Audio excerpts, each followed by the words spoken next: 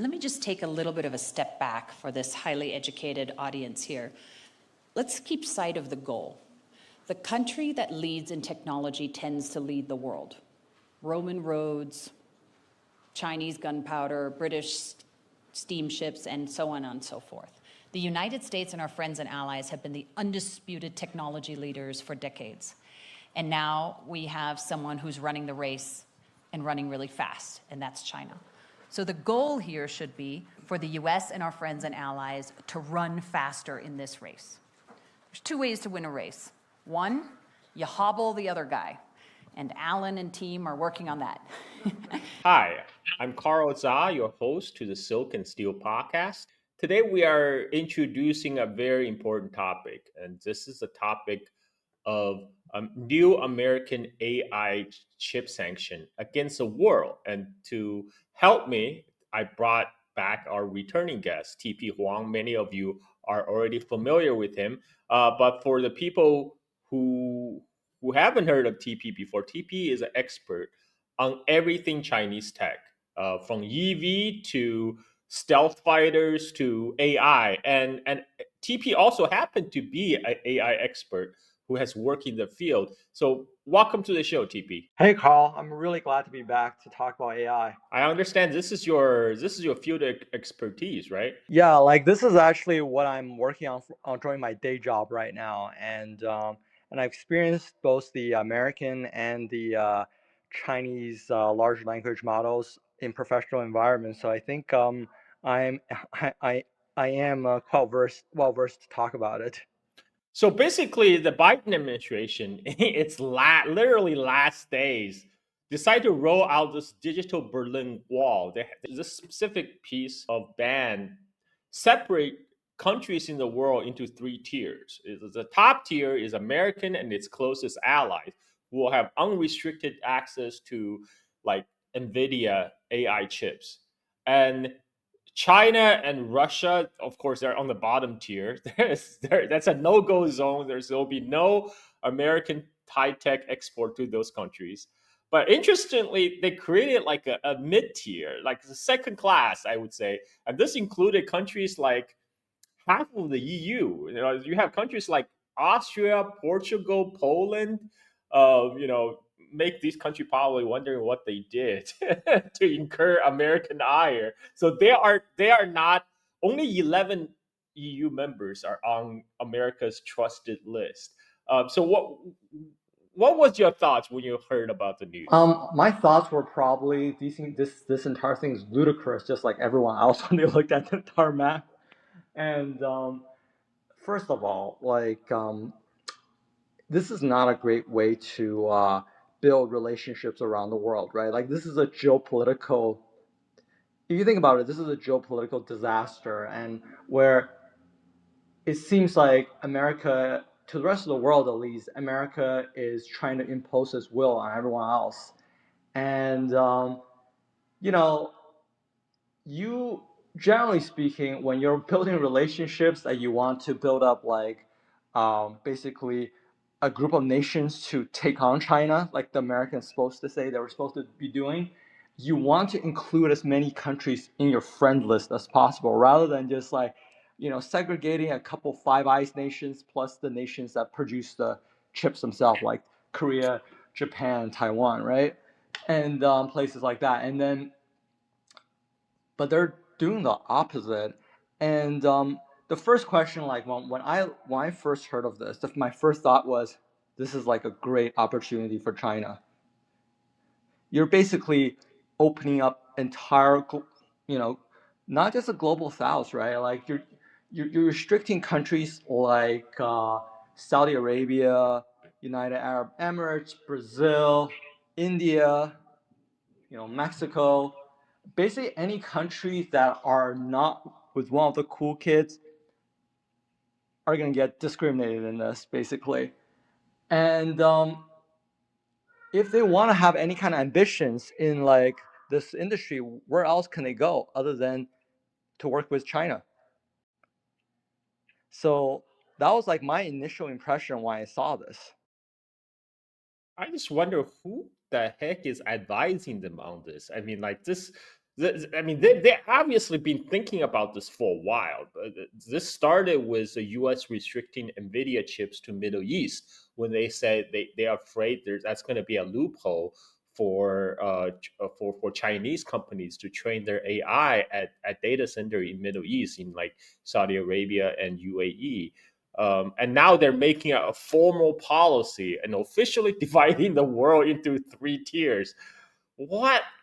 I mean, I'm flabbergasted. It just doesn't seem like whoever's. I mean, I would think the guy that originally drove the U.S. chip sanction against China, I'm talking about ex-Google CEO Eric Schmidt, would have understand this is a bad idea. I would think, and even Eric Schmidt himself admitted back in November, just a couple of months ago, he said, despite all the U.S. Chip sanctions, now China is only a few months behind in AI. The good news is the U.S. is way ahead of China and everybody else, and I think that's going to continue for a while. To me, national competitiveness is the challenge for the next 10 or 20 years, because the Chinese are really focused on dominating certain industries, and we need to compete with them and make sure we win. In the case of artificial intelligence, we are well ahead, 2 or 3 years probably of China, which in my world is an eternity. I think we're in pretty good shape. China, of course, is struggling because of chip shortages and so forth, although they're ready to win if they can get the hardware that they need. And the rest of the world is not focused enough on this. This week, there were 2 libraries from China that were released, open source. One is a problem solver that's very powerful, and another one is a large language model that's equal, and in some cases exceeds the one from Meta, with which they use every day. It's called Llama 3, 400 billion. I was shocked when I read this, because I had assumed that in my conversation with the Chinese, that they were 2 to 3 years late. It looks to me like it's within a year now. So it'd be fair to say it's the US and then China within a year's time. Everyone else is well behind. Now, I'm not suggesting that China will launch a rogue attack against an American city, but I am alleging that it's possible that a third party could steal from China, because it's open source, or from the US if they're malevolent, and do that. So the threat escalation matrix goes up with every improvement. I don't even know if that statement is true anymore, because with the DeepSeek rolling out, DeepSeek just made the price so cheap, it's practically free. They are, compared to OpenAI, who is going to use OpenAI when DeepSeek can allow you to train 6 million tokens for like 5 cents? Yeah, so let me just give you my theory on the entire matter, and we'll see if it works out great or not. So there's a bunch of people in Silicon Valley who have gotten used to running the entire world of tech, and that includes Eric Schmidt. To jump in? Just to compliment you further, the genius of your strategy is that you found a monopoly that exists in one company in the world that we had control over, which is ASML. And that decision allowed you to then put the regime in place. It's important to state, and you know this because you've covered it so long, the entanglement of China and the US is profound. And in fact, everyone complains about China, but our trade with China is going up. And everything we do to try to prevent things, China can nullify. In other words, if you think about the sanctions on Russia over Ukraine, China just, instead of having iPhones in Russia, they have Chinese phones, which are quite good. The key is to find control points that the Chinese cannot replicate. That includes people like Mark Andreessen. We're in this very interesting moment where it looks like general purpose robotics for many different applications is about to tip over. Like, in the next few years, it's going to tip over and start to really happen. And then there's a software side of the problem, which we're ahead on, but there's a hardware side of the problem where China has a major, major lead. It's the entire supply chain. So this is where it gets very dangerous, because there are many parts in these things, and they're all coming from China right now. The China thing, the problem is compounding, and I'll just tell you where I'm worried right now, where the problem is compounding. So you mentioned like the sort of iPhone assembly, and that's a big deal.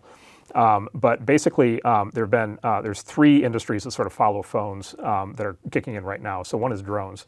And it's sort of in a bizarre turn of events, the Chinese basically own the global drone market for all basically the consumer drones, all the cheap drones, which, by the way, numerically then are the drones that all the militaries also use in overwhelming numbers. And something over 90% of all drones used by the U.S. military are made in China. And the thing is, it's not just a company. It's they have Could you get to the cheery part, please? No, it gets worse. It gets worse. It gets worse before it gets better. So the drone thing is not just a company; it's an entire ecosystem. So it's all of the componentry. We have a drone company that's been trying to compete with the Chinese company. Mm-hmm. Number one, the Biden FAA has been trying to kill us this entire time, trying to do all kinds of things to make sure the American drone companies can't succeed as part of their war on tech. So something it's like literally just another in the long list of ways that they've been just trying to absolutely kill us. But 2 is China has figured this out. And so the US has been sanctioning AI chips going to China. China is now they sanction our drone company for the battery. Because the battery's made in China, right? And so they have like significant leverage, not just for the drones, but for the entire supply chain. They have cards to play. They have cards to play. By the way, the drone supply chain is very analogous to the car supply chain. It's a lot of the same kinds. A self-driving electric car is very similar to a drone, or for that matter, to an iPhone. It's an electrical mechanical device, but it's a lot of the same kind of battery technology, chip technology, sensor technology. So they now have they now have their version of what the Germans used to have, which is the sort of the thousands of mid-market companies that make all the parts that go into a car. But the German ecosystem is still making them for old internal combustion cars. The Chinese ecosystem is making them for electric cars and self-driving cars. And of course, that means the new Chinese cars that are coming out are really good, and they have a giant advantage on cost. And they are starting to bring to market cars that are equivalent in quality to Western cars at a third or a fourth the price. So that's coming. And then the big one that follows phones, drones, and cars logically is robots. And so we are on the verge of the actual robotics revolution that we've all seen in science fiction, read in science fiction stories forever. And the Chinese are ahead of us there? Oh, 100%. Now we have the leading, but this is important. We have the leading software, like we have the leading R&D. Like we have the smartest. I'm convinced we have like the smartest robotics AI people. We have a bunch of companies. We still have the best people. We have the best people specifically for the design of the systems, but we don't have anything resembling the manufacturing capability at all, including, and again, it's not just whether a company can build a robot, it's whether you have the thousands of companies that make all the components that go into robots. An example, you've seen these videos of the Boston Dynamics robot dog. Yes. And you can, they're not a very aggressive company going to market. Those are like $50,000 products, and you can go buy one. China has an equivalent product that, by the way, looks extremely similar and behaves extremely similar, and has among its capabilities, it can climb stairs, it can do backflips, it can stand on its hind legs, it can climb, and descend inclines. You can put wheels on it. It can shoot at like 30 miles an hour. It can lock the wheels and climb stairs with the wheels on. By the way, it also is hooked into a large language model, so it talks to you in a very nice, in a very, very plummy voice. It will teach you quantum physics, full voice control. Price point, $1,500. Right now. Cheer me up. So this is all coming, but okay. So step one is clarity, right? And then, by the way, everything we've just been talking about is also upstream from all the military applications, right? Because it's that same supply chain that then goes into everything we talked about in the military. And so, like I just say, this is like a very fundamental thing that we have to confront. And having this very fragmented approach, where we on Tuesdays hate the domestic American technology industry and are trying to kill it, and on Thursdays think we're going to somehow develop some sort of competitive response to China on cars or on weapons in the future. Like there has been no coherence. Another one of my favorite questions to ask in Washington is, okay, what's the whole of government strategy on technology? Of course, right? Zero. What's the whole of government strategy on China? Zero, right? It turns out the president matters. Yes. And so, this is precisely why this all matters so much. Like, this has to be directly confronted. We and our companies are enthusiastic at signing up to solve these problems. And the president we need a government that wants to work with us in this. Donald John Trump is alive to all of this. Yes, 100%, no question. And he is, and then his people are. And this stuff they understand. Mark, David Sachs. Is there IP theft here? Did they steal some of what they were able to scale up here from us? And do we need to close the doors on what we're doing in terms of invention and technology? Well, it's possible. There's a technique in AI called distillation, which you're going to hear a lot about, and it's when one model learns from another model. Effectively, what happens is that the student model asks the parent model a lot of questions, just like a human would learn. But AIs can do this, asking millions of questions, and they can essentially mimic the reasoning process that they learn from the parent model, and they can kind of suck the knowledge out of the parent model. And there's substantial evidence that what DeepSeek did here is they distilled the knowledge out of OpenAI's models. And I don't think OpenAI is very happy about this. And I think one of the things you're going to see over the next few months is our leading AI companies taking steps to try and prevent distillation. And so we'll see if the leading AI companies can prevent distillation by third-party companies. That would definitely slow down some of these copycat models. Elon himself and a bunch of these guys, and Sam Altman, obviously, and they've basically this group of people whenever they did back in the 90s, 2000 and 2010s basically worked. They took over all the global software tech market, and they were the king. They get to decide how to set the standard for software, the operating systems, and if anyone doesn't listen to them, they just ask the U.S. State Department to help and make sure those markets are open.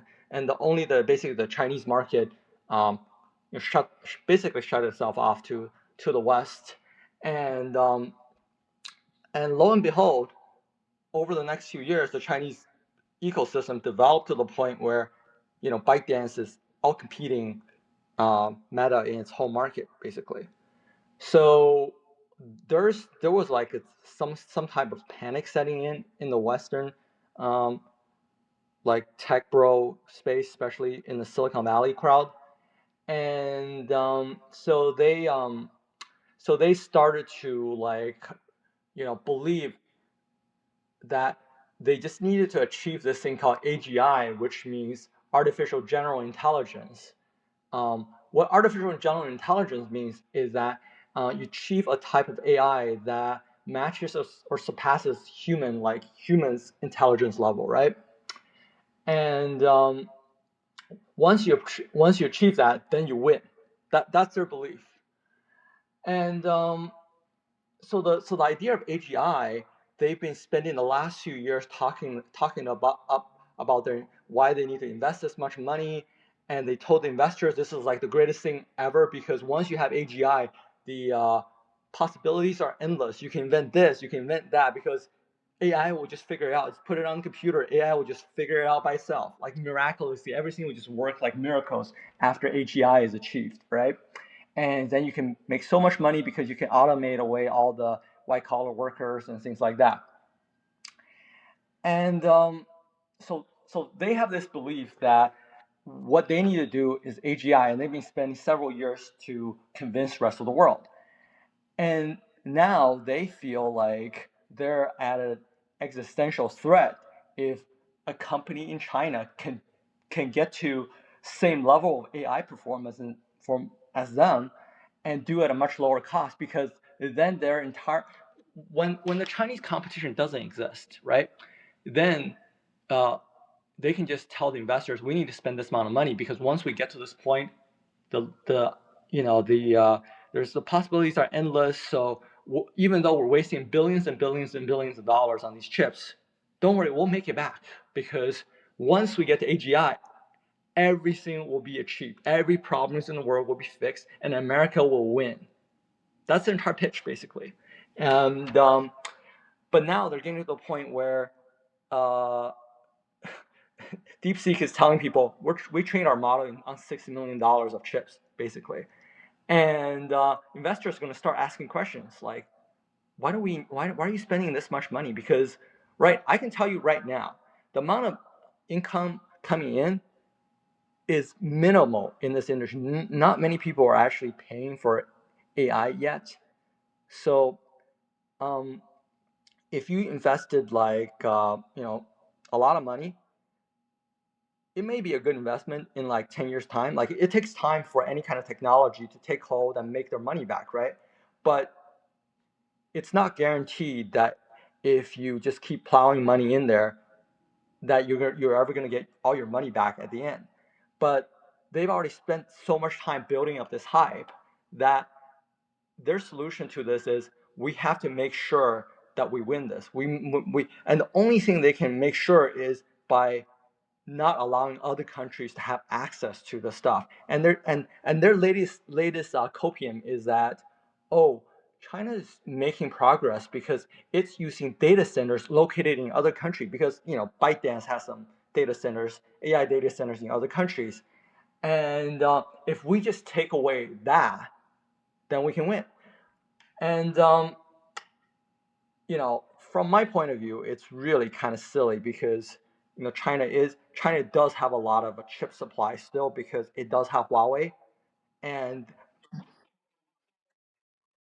Is this, by the way, sorry to interrupt you, but is this related tangentially to the TikTok ban? Because one of the argument against TikTok in US is that, well, they will have access to the American user data. Of course, what they tell public is like, oh, Chinese government is gonna know all your personal details. But is it one of the concern that the Chinese will have access to American data to model to feed into their AI, to train their AI?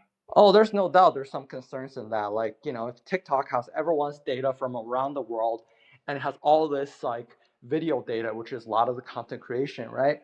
And they know exactly how people talk to each other, then they can train better voice models. They can train better video models than any of the competitors.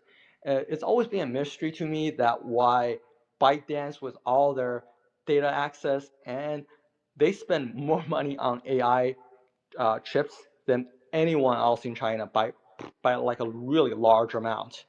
And I always expected ByteDance to be the top AI producer in China because of that. But it looks like DeepSeek, they have certain competitive advantages, a really well-run group of AI developers. So yeah, data is definitely part of this. I've always said to people, like, if you're Europe, if you are India, if you're Brazil, if you're Saudi Arabia, these countries, then your number one asset is your data. Like, you should not let your data free to go to other countries like AI, like foundational model producers out there, like OpenAI, DeepSeek, or anyone else, right? And I think that was one of the smart things the Chinese government does, is they don't allow data flow out of China, because there's a lot of data inside China, and you don't want like OpenAI to have access to all that data going out. Can I just I don't know if you ever heard of this one theory, which is the AGI matrix theory. No, please tell us. So, and this I heard from like someone who might know, who I think would know this stuff. So, there is a bunch of people who are really wealthy and really powerful in Silicon Valley. They believe in what is thought to be like the matrix theory with AI, which is that they believe that most of the people in this world are like NPCs, like non-playing characters, like in a video game, and that they believe there are certain real characters out there, and that they are the real characters in this world. And their belief is that once AGI is achieved, then these real characters will like wake up and run the world. So Wow. so part of what Wow. and so The iron law of oligarchy, which basically is democracy is never actually a thing. Democracy never, there's no actual system of democracy. And the reason is because you always end up with a small minority in charge of a large majority. In basically every society in human history, you always have a small elite minority in charge of a large majority. And the reason is because small elites can organize and large majorities cannot. And by the way, this is built into the American system, right? Where it's the classic thing. We're actually not a democracy, we're a republic, right? And so the founders understood the iron law of oligarchy, and they knew that if we were just like a straight, direct democracy, it would end up collapsing and it would lead to something very bad. And so that's why we have this intermediate layer of Congress and Senate, right, representing us. Every experiment in direct democracy in the history of the world has ended in disaster. From the Greeks to basically every era has tried. Direct democracy fails. By the way, direct democracy is a huge problem right now in California, where we have this ballot system, referendum system, in which you just get the craziest stuff that comes in through the referendum system with no buffer at all. And so anyway, the conclusion, like for example, from the Machiavellians is okay. It doesn't matter what you it doesn't matter what you think democracy should be. Any form of democracy that you're going to have is going to have an elite class that is going to be running things, and that's just going to be a structural reality. And that elite class is either going to be good and beneficial and have the best interests of the population in mind, or it's not. But to kind of pretend that they're just kind of arbitrarily voted in and out, and that the people are in charge is just a myth. So anyway, so are we living in a democracy in America or an oligarchy? Oh, an oligarchy. I mean, but so this is the iron law of oligarchy. We are always and ever living in an oligarchy. Every society in history has been an oligarchy of some kind. By the way, this view has been very common for a very long time in the American left, and you have people like Noam Chomsky who've made their entire political careers talking about the sort of presumptive business oligarchy that must run everything, and then how they work through their allies in the press to basically manufacture consents. People like me look at least what's happening today and kind of say, actually, now the shoe's on the other foot. The oligarchy as expressed by the heads of the major corporations, the heads of the bureaucracies, right, are no longer business oligarchs for the most part. They're kind of these, kind of academic press bureaucratic elites. So this is one thing I heard, but I think even if they don't believe in that, like if they exactly the perception is still like once they believe that once AGI is achieved, then they're basically fully in control of who does what around the world, because they control the most powerful tool there is. If you listen to Eric Schmidt, he keeps talking about how much power there is in AI, and he's complaining that the Chinese AI companies are open sourcing these models out there for people to use, because in his mind, then you're giving power to everyone, and that's not cool, because only Silicon Valley people deserve to have power to this AI stuff. So, like, when I look at the entire picture, just even just looking from someone who, even if you look at an angle from someone who doesn't care about who wins this tech war, you really, I don't think I want people who are essentially want to establish a world of techno-feudalism to win, right? Like, I don't want people who are just trying to create a situation where the technology they create put everyone else out of the job, then they can decide who gets to have a job, who gets to work. I don't want those kind of people to run the world, like to win, to be the only one who gets to that point. Like, I want there to be competition out there, so that people out there have a choice of like whose AI they can use, and not have to give up all their earnings to that. So This makes so much sense because I remember Henry Kissinger, before he died, the last interview he gave, he was talking about the U.S.-China relationship, and he said there's some problem, there's some issue right now regarding artificial intelligence. And I was like, wait, Henry Kissinger talking about AI? Why is he talking about AI? Like, somebody must be whispering this in his ear.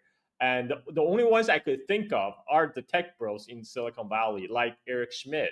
And at the time, my question was, why is Eric Schmidt doing that? Is it just because he, his own AI company has large contract with Pentagon? Like that the China-U.S. competition makes his company continue to have fat contract, because his company's specific goal for Pentagon is to develop AI-based weapons.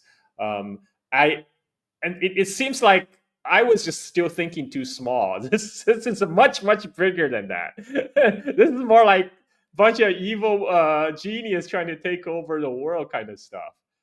Yeah, they do think they can take over the world, and that's why they're saying we're willing to spend whatever amount of money out there, whatever amount of dollars needed to develop this AGI. Now, personally, I think that's a load of nonsense. Like, I don't believe in this. I don't believe in just AGI will solve every problem out there. Obviously, I think AI itself is a very important tool. It's if adapted correctly, it can actually increase workplace efficiency a lot. It can help development of new pharmaceutical drugs. It can help us develop new materials. It's going to help a lot of scientific research, and it's going to make a lot of things in life easier, and it's going to automate away a lot of jobs in other countries. So I think it's very powerful, but there are definitely people out there who attribute even higher power to AI than someone like me would. So this is why there's just so much, it feels like they're willing to burn every other industry, risk everything just to get to AGI first, even though the implication of getting to AGI is something that I don't think it's very certain. Like getting AGI will mean whatever. So there's a lot of effort. There's a lot of effort put into this, and they're also trying to sell how close they are to AGI to investors so that they can get more money, to fund even more research so they can actually get to AGI. So basically, they thought Terminator and Skynet is just around the corner, and if United States develop first, or which they will control, China will be screwed. So that's why all the chip sanctions is just a way to cripple China's progress for a little bit, while US get to the Terminator and Skynet first, and the Chinese will be so screwed. but it looks like it's not panning out as they expected. Yeah, and the thing is, like, I really hate, like, as someone in the industry, I really hate this constant comparison of U.S. and China, because ultimately, if U.S. wins and nobody else, and China's not competing, right? It's not just China that loses; it's every country out there that are looking for things loses because they don't have choice. It's not like if you're UK and US wins, you get anything out of it. That all that happens is all your smart people go to Silicon Valley, and that all your wealth gets slowly sucked away to America, right? Like that is what happens during like these tech development, and yeah, It's much bigger than that. It's not even just like other country loses. It's the average Americans will lose too, because now they're gonna lose all their jobs to these Terminator clones, and then they will have to be completely at mercy of these like tech overlords from Silicon Valley. I'm glad you brought up like just the cybernet robots and stuff like that, because I think that is actually another concern for these Silicon Valley people right now, which is like China is clearly so far ahead on the robot dogs and humanoid robot development, and also drones and things like that, right? Whereas like that is clearly a form of AI also. Like them losing AI in anything is concerning to them, right? And they're gonna hype up the threat and whatever. And but